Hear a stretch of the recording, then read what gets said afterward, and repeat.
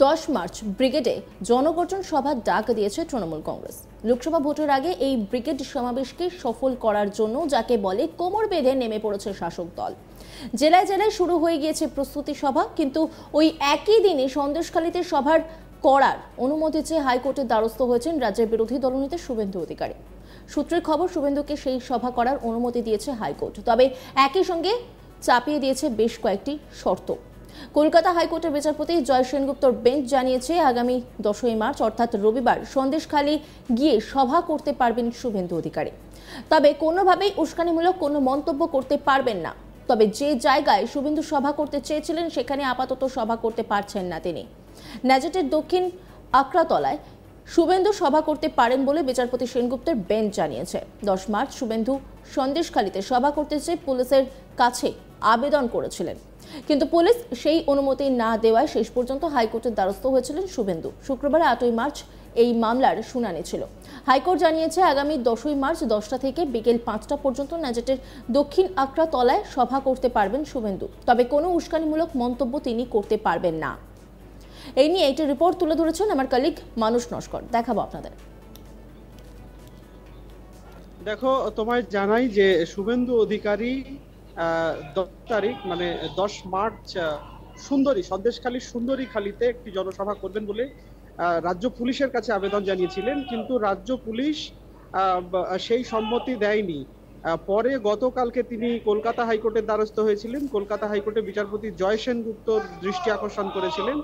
বিচারপতি গতকাল সেই মামলাটি আজকে শুনানি হবে বলে জানান, এবং আজকে শুনানির পর যখন শুনানি হয় মামলা, তখন শুভেন্দু অধিকারীর তরফে আইনজীবী জানায় যে সে ওই সুন্দরীখালীর ওই যে জায়গাতে শুভেন্দু অধিকারী জনসভা করতে আর্জি জানিয়েছেন সেখানে পরে 144 ধারা জারি করে দেওয়া হয়েছে।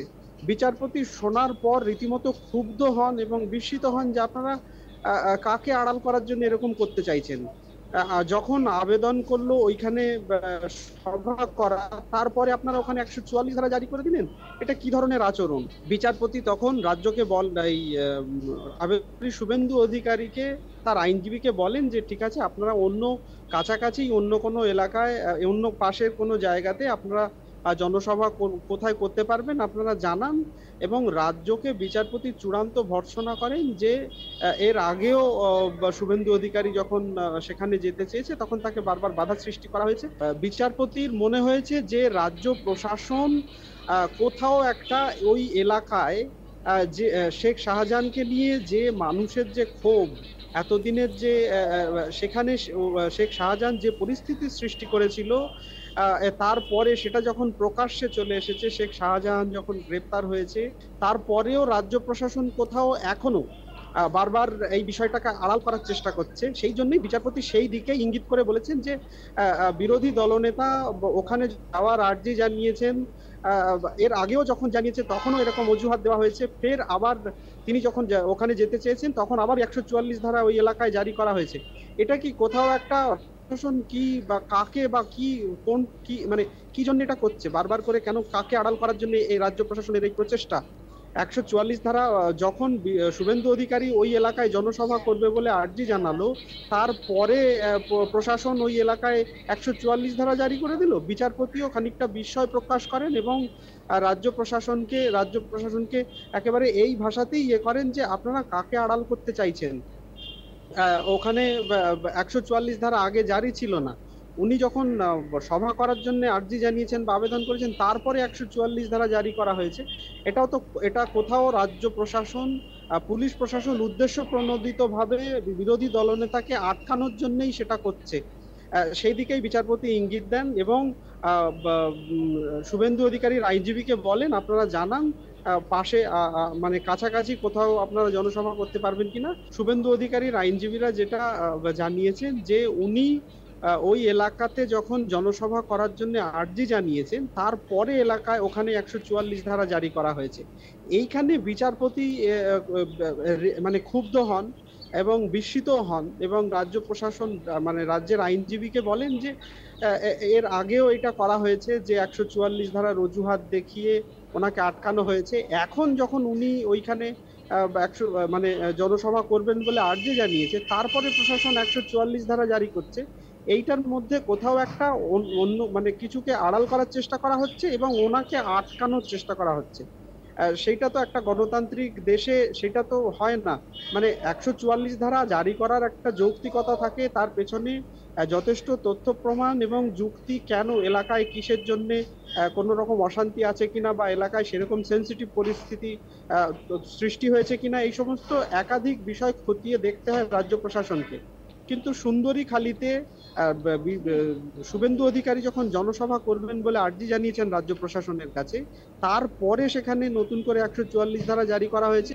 এই বিষয়টি শোনার পরেই বিচারপতি অত্যন্ত ক্ষুব্ধ হন, অত্যন্ত মানে রেগে যান এবং রাজ্য প্রশাসনকে রীতিমতো ভর্ৎসনা করেন যে এটা কোথাও একটা অন্য কিছুকে আড়াল করার চেষ্টা করা হচ্ছে। বিচারপতি জানিয়েছেন যে সভা করতে হবে সকাল 10টা থেকে 5টার মধ্যেই সভা শেষ করতে হবে এবং সভায় কোনো রকম উস্কানিমূলক মন্তব্য করা যাবে না, সভা হবে শান্তিপূর্ণ।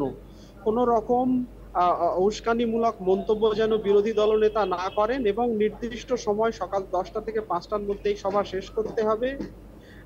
কোনো রকম উস্কানিমূলক মন্তব্য করা যাবে না, অশান্তি যাতে এলাকায় সৃষ্টি না হয় সেদিকে বিরোধী দলনেতাকে সচেতন থাকতে বলেছেন এবং পুলিশ প্রশাসন যেন উপযুক্ত সুরক্ষা দেয় বা প্রোটেকশন দেয় এবং এলাকায় যাতে কোনো রকম অশান্তি সৃষ্টি না হয় সেদিকে প্রশাসন যেন নজর দেয়।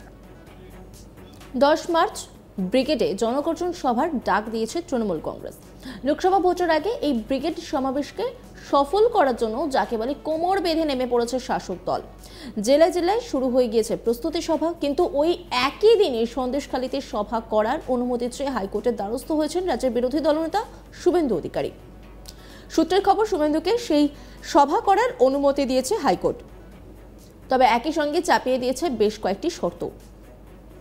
কলকাতা হাইকোর্টের বিচারপতি জয় সেনগুপ্তর বেঞ্চ জানিয়েছে আগামী 10 মার্চ অর্থাৎ রবিবার সন্দেশখালী গিয়ে সভা করতে পারবেন শুভেন্দু, তবে কোনোভাবেই উস্কানিমূলক কোনো মন্তব্য করতে পারবেন না। তবে যে জায়গায় শুভেন্দু সভা করতে চেয়েছিলেন সেখানে আপাতত সভা করতে পারছেন না তিনি। ন্যাজাটের দক্ষিণ আকড়াতলায় শুভেন্দু সভা করতে পারেন বলে বিচারপতি সেনগুপ্তর বেঞ্চ জানিয়েছে।